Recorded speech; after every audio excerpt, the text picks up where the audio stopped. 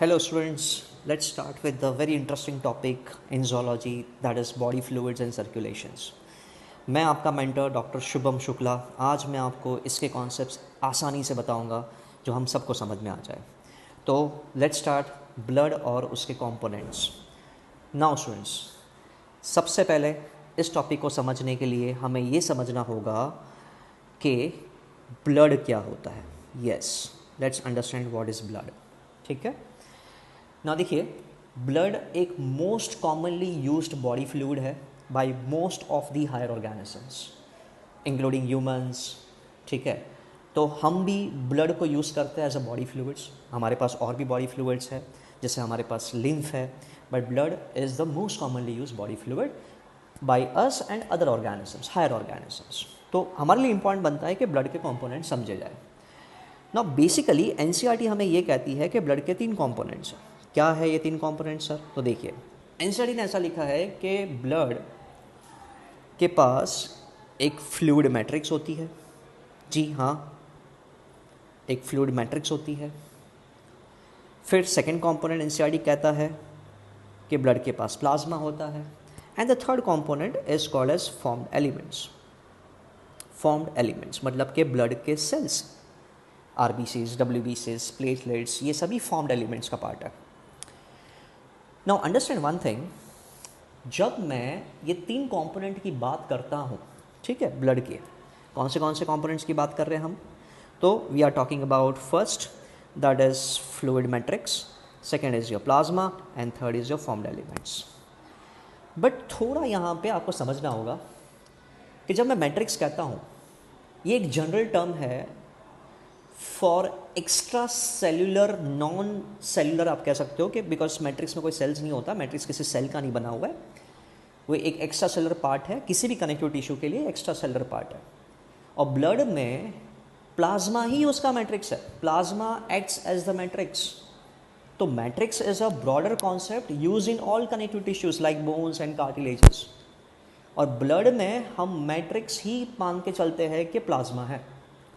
So same जब हम plasma बोलते हैं, हम ब्लड का मैट्रिक्स के बारे में डिस्कशंस करते हैं। तो हमारे लिए जब मैं मैट्रिक्स कहूँ तो आपको समझना है कि matrix means plasma and plasma means matrix when it comes to your blood. ठीक है, राइट? तो I hope this 3 components are clear. In the case of a blood, matrix is the plasma and the plasma for the blood is always a matrix. ये interconnection समझिए आप। ना पहले तो हम ब्लड को डिफाइन कर लेते हैं, सबसे important part. Let's define the blood. देखो, आपका जो कॉन्सेप्ट है from animal tissue, structural organisation animals में आपने एनिमल टिश्यूज़ पढ़े होंगे, वहाँ पे आपने पढ़ा होगा कि blood is specialised connective tissue. Yes, your blood is specialised connective tissue. It is specialised connective tissue, और इसको आप कह सकते हो it is fluid connective tissue, क्योंकि ये लिक्विड इन नेचर होता है, fluid connective tissue. Now one thing you have to understand कि जो ब्लड है आपका, जिसको मैं स्पेशलाइज्ड कनेक्टिव टिश्यू में बात कर रहा हूँ, इसकी ओरिजिन क्या है, मतलब ये कौन से जर्मिनल लेयर से बनता है। So origin is mesoderm in the case of your blood. Mesoderm, जैसे आपको याद होगा कि एपिथेलियल टिश्यूज़ तीनों जर्मिनल लेयर से बनते हैं। एपिथेलियल टिश्यूज़ कहीं कहीं हमारे बॉडी में एक्टोडम से बनते हैं, कहीं कहीं मीजोडम से बनते हैं, कहीं कहीं एंडोडम से बनते हैं। Likewise your connective tissues are made from mesoderm, your muscular tissue is also made from mesoderm and your neural tissue is made from ectoderm.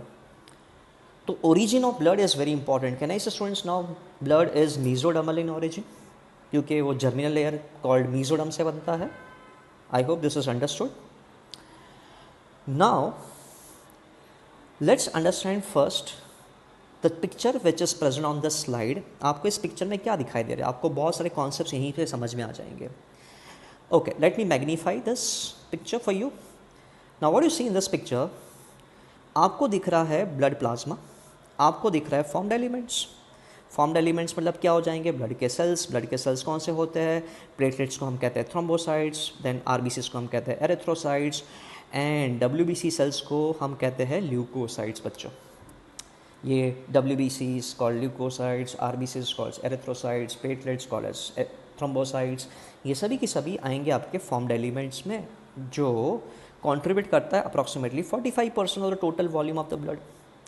Virus plasma काफ़ी ज़्यादा कंट्रीब्यूट कर रहा है। कितना कर रहा है देखिए यहाँ पे, you can see it is approximately 55% of the total volume of the blood. तो यहाँ से बच्चा यहाँ तक सब कुछ क्या है, प्लाज्मा है, लिक्विड पार्ट है, ठीक है। So I hope on the first slide you can understand this diagram, beautiful diagram. इससे आपको थोड़े आइडियाज़ लग चुके होंगे हम क्या पढ़ने वाले हैं। सो नाउ फिर से एक बार हम ब्लड में देख लेते हैं मेजरली कौन से दो कंपोनेंट्स होते हैं। So basically it is made of two components. First is the solid part and then we have a liquid part. So there is two part, solid part and the liquid part. These two together make something called as a blood. Now solid part of the blood contributes approximately 45% of the total volume of the blood, whereas liquid part contributes approximately 55% of the total volume of the blood. इसमें से जो liquid part है इसको हम कहते हैं blood का plasma, liquid part is called as blood plasma, and solid part को हम कहते हैं बच्चों formed elements, we call it formed elements. I tell you why they are called as formed elements. तो प्लाज्मा की अगर बात करें तो प्लाज्मा किसका बनता है, very very important. Plasma is made up of what? Different types of components. So your plasma is made up of components like water, जो इसमें सबसे ज़्यादा होता है, approximately 90 to 92% is the water which makes your plasma. Then we have certain proteins which are called as plasma proteins, because these proteins are present in the plasma, so called as plasma proteins, जो contribute करता है around 6 to 7%. And then we have other components, yes, other components, and this other component is not fixed in concentration, it is not fixed, it is transient. Transient का मतलब होता है जो fix नहीं हो सकता, जो टेम्पररी होता है, जो परमानेंट नहीं होगा, right? So see, if you look at the liquid part of the blood which is referred as a plasma, it is made up of further three different components. Very first is water, students, second is the plasma proteins, and the third is the other components. उसमें से maximum आपका plasma किससे बना हुआ है, तो your answer should be water, then comes your plasma proteins, and last में आपके पास होते हैं अदर कंपोनेंट्स। अब आप कहोगे सर ये अदर कंपोनेंट्स क्या होते हैं, तो look at this diagram, a beautiful diagram in front of you, let me again magnified for you.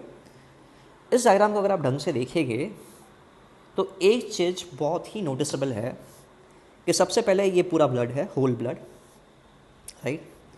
This whole blood consists of 55% of plasma and the remaining 45% of the formed elements, जिसमें हमने कहा कि blood के cells होंगे। हम initially we need to focus your plasma first. Now plasma जो है उसमें देखो वाटर काफ़ी ज़्यादा है, डू सी अप्रॉक्सीमेटली 91%, हमने कहा था 90 to 92% is water.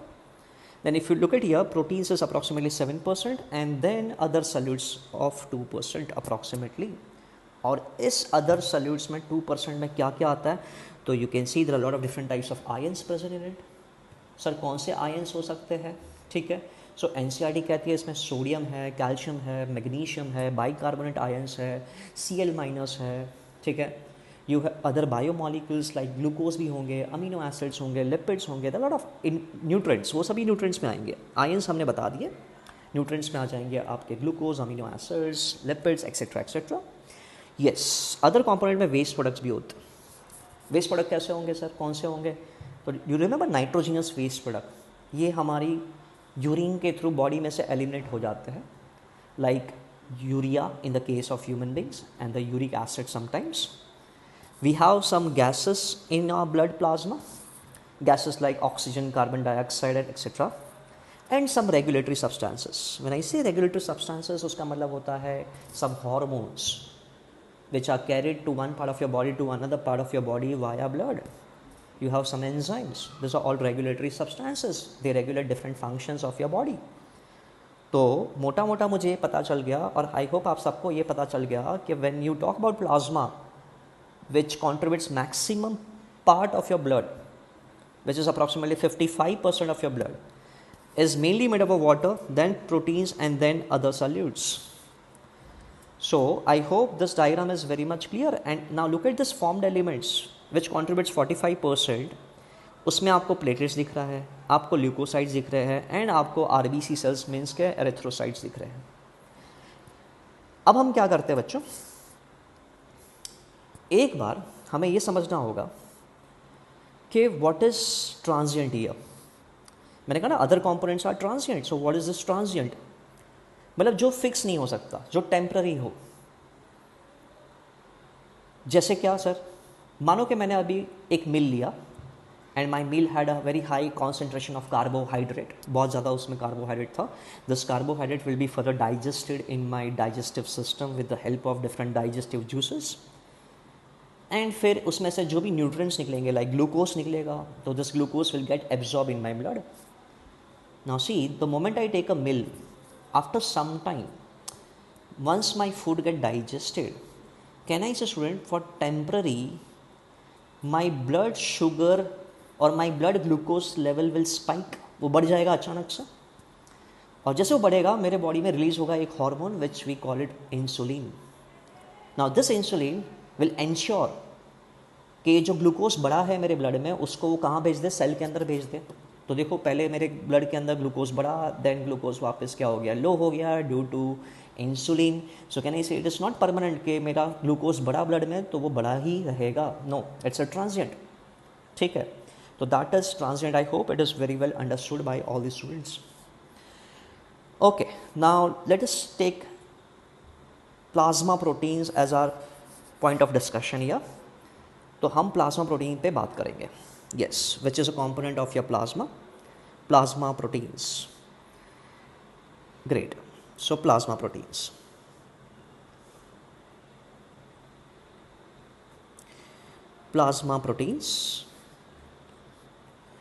Now plasma proteins तीन टाइप के हो सकते हैं। Let's see what are the different types. First is albumin, second plasma protein is globulin, and third plasma protein is called as fibrinogen. I repeat, I have three plasma proteins in my blood plasma: albumin, globulin and fibrinogen. और मैं आपको एक बार plasma का colour भी बता देता हूँ। देखो प्लाज्मा जो होता है इट इज़ स्ट्रॉ कलर्ड, देखो मैंने यहाँ पे ऑलमोस्ट येलो कलर का कुछ लिखा हुआ है क्योंकि ये सूखे घास जैसा दिखता है। स्ट्रॉ मीन्स सूखा घास, so it is straw coloured, almost like somewhat yellowish colour का। नाउ इस प्लाज्मा में I have proteins called as albumin, globulin and fibrinogen. Let's start the first, that is your albumin. Now albumin क्या करता है, ये एक protein है, liver बनाता है इसको, और फिर लीवर इस प्रोटीन को बना के it will pour this protein into your blood plasma. Now what is a function, तो albumin maintains osmotic balance of your blood, osmotic balance of your blood. Now what is this osmotic balance of your blood? Osmosis सुना होगा आपने, osmosis, liquid के लिए हम word use करते हैं osmosis. Yes, so what happens basically, आपने गाना सुना होगा, बहुत फेमस गाना है, बेबी को बेस पसंद है ना, उसी तरह से पानी को दो जन पसंद है आपके बॉडी में। एक है एल्ब्यूमिन, जहाँ एल्ब्यूमिन उसके आजू बाजू पानी, water always gets attracted towards albumin and albumin loves this water to get attracted. ठीक है, and second is your sodium ions, जहाँ सोडियम आयंस उसके आजू बाजू क्या रहेगा, पानी रहेगा। सो बेबी को बेस पसंद है, वाटर को एल्ब्यूमिन और सोडियम आयंस पसंद है। तो डेफिनेटली एल्ब्यूमिन वाटर को अट्रैक्ट करता है, और जब वाटर को अट्रैक्ट करेगा तो ब्लड का ऑस्मोटिक प्रेशर मेंटेन रहेगा, ब्लड के अंदर फ्लूइड मेंटेन रहेंगे, जिसकी वजह से एक ब्लड प्रेशर भी मेंटेन रहेगा आपका। जैसे आपके बॉडी में एल्ब्यूमिन कम हो जाएंगे तो आपके ब्लड के अंदर जो वाटर है उसका कंटेंट भी कम हो जाएगा, उसके वजह से ऑस्मोटिक बैलेंस भी खराब होगा, मीन्स ऑस्मोटिक प्रेशर रिड्यूस होगा, आपका ब्लड प्रेशर भी ड्रॉप हो जाएगा और आपका हाइपोटेंशन हो जाएगा, means reduce blood pressure. So this protein is very very important students. ठीक है, फाइन। नाउ सर एल्ब्यूमिन कितना कॉन्ट्रीब्यूट करता है total plasma protein which is approximately 7%, उसमें से एल्ब्यूमिन कितना कॉन्ट्रीब्यूट करता है, इट्स अराउंड 4%। ओके, नाउ उसके अलावा let's talk about the next protein which is your globulin. Now globulin contributes around 2%, of the total plasma proteins, and the fibrinogen contributes around 1%. So if you see, albumin 4%, globulin 2%, and fibrinogen is 1%. Okay, let's understand. Can I say students, in short, बोलने का मतलब ये है कि if I take a ratio, किसका ratio, albumin is to globulin, आप समझ गए होंगे, इनका रेशियो, इन दोनों का ratio, this will come around 2:1. Albumin is to globulin का रेशियो है 2:1. ये याद रखिए, ये रेशियो आपको एग्जाम में पूछ सकता है. Okay, let's focus on the next plasma protein and that is globulin.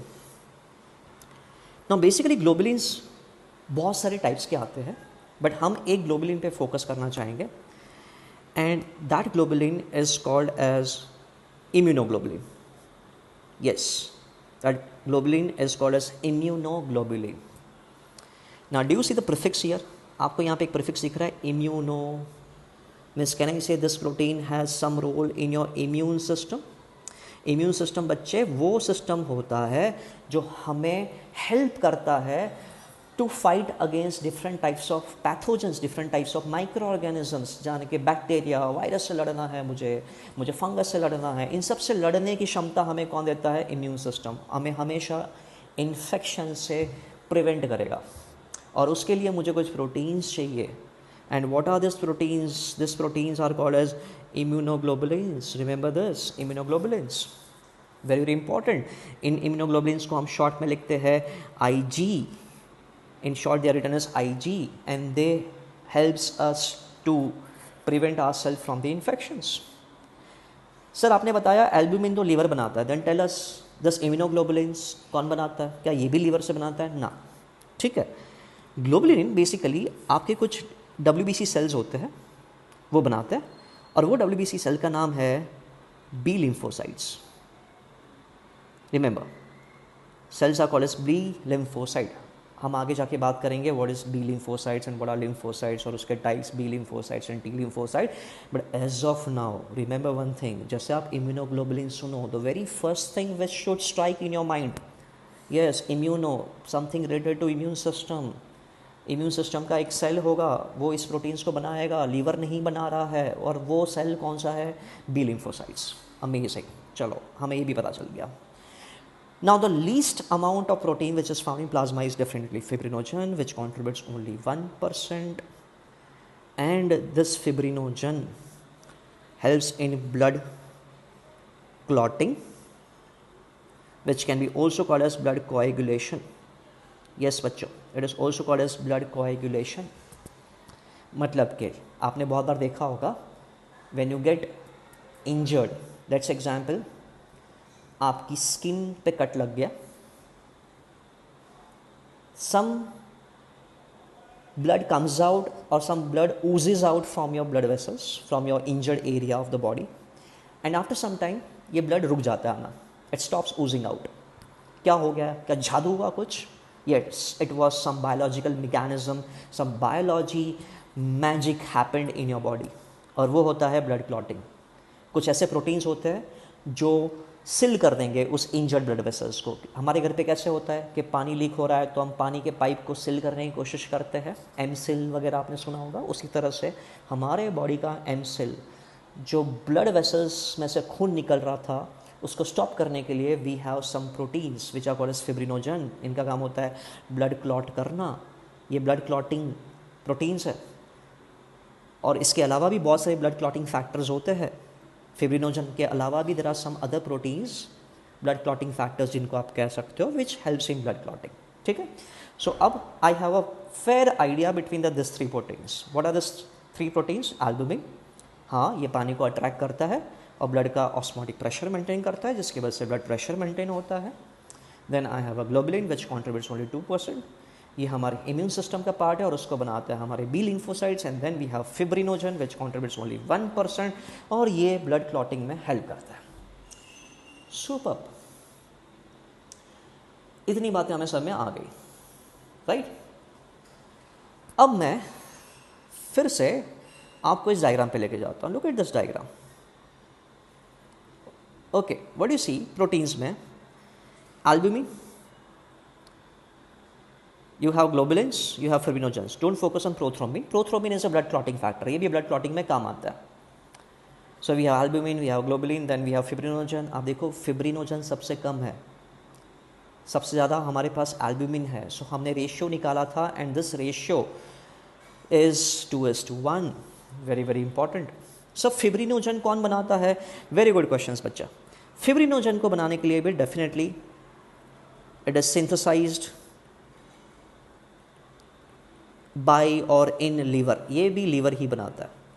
So you can understand now the importance of largest internal organ of your body. liver का कितना importance है. अगर किसी का liver खराब हो जाता है तो उसमें albumin नहीं बनेंगे, कुछ टाइप के globulins नहीं बनेंगे, fibrinogen blood clotting factors नहीं बनेंगे, patient will fall ill very very seriously, है ना. So save your liver. आपके आजू बाजू कोई अल्कोहल ले रहा है, ask them to stop this. Very important. Okay, great. So I understood plasma proteins. I understood different types of other components. और देखो पूरे blood में liquid part सबसे ज़्यादा है and hence your blood is fluid in nature. So students, because your blood is fluid in nature, can I say your blood is fluid connective tissue? Blood is referred as fluid connective tissue. देखो water component ज़्यादा है, liquid part 55% है. You can say this. It is mesodermal in origin. हाँ, but sir ये connective tissue है, हमें कुछ याद आ गया. कनेक्टिव टिश्यू में 3 चीज़ होती है. मैट्रिक्स होती है, चलो वो तो यहाँ के प्लाज्मा के साथ आपको रिलेट कर लिए. उसमें सेल्स होते हैं, ठीक है, यहाँ पे फॉर्म्ड एलिमेंट्स उसके सेल्स है. और तीसरी चीज़ उसमें होती है फाइबर्स. सर बताइए ब्लड में फाइबर्स होते हैं कि नहीं होते? यस स्टूडेंट्स, ब्लड में कोई फाइबर्स नहीं होते. इसे blood is also called as fiberless connective tissue. Very very important. Blood is also called as fiberless connective tissue. Remember this. Fiberless connective tissue. So बहुत सारे definitions होंगे blood के. Wow, specialized connective tissue बोलो, fluid connective tissue बोलो, fiberless connective tissue बोलो, specialized connective tissue बोलो. मज़ा आ गया. Now let's talk about formed elements. Great. Let's start with the formed elements. Formed elements. Formed elements. Formed elements. Formed elements. Okay. Now सबसे पहले हमें समझना पड़ेगा इनको हम formed elements कहते क्यों है. Why do we call them formed elements? Right? Now reason for calling them formed element is very simple. पहली बात आपको ये समझना होगा कि यहाँ पे फॉर्म्ड का मतलब होता है इनके एक डेफिनेट शेप एंड स्ट्रक्चर होगा. फॉर्म्ड का मतलब होता है इट रिफर्स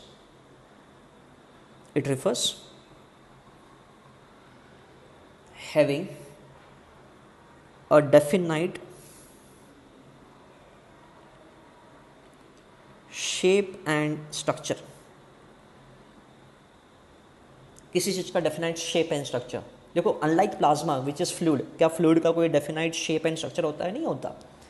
बट हाँ, मेरे आरबीसी का एक डेफिनाइट शेप या स्ट्रक्चर हो सकता है. डब्ल्यूबीसी का एक डेफिनाइट शेप तो नहीं होगा बट स्ट्रक्चर तो हो सकता है कुछ. इसी तरह से प्लेटेड भी हो सकता है. और जब मैं एलिमेंट्स कहता हूँ तो एलिमेंट्स का मतलब होता है कॉम्पोनेंट.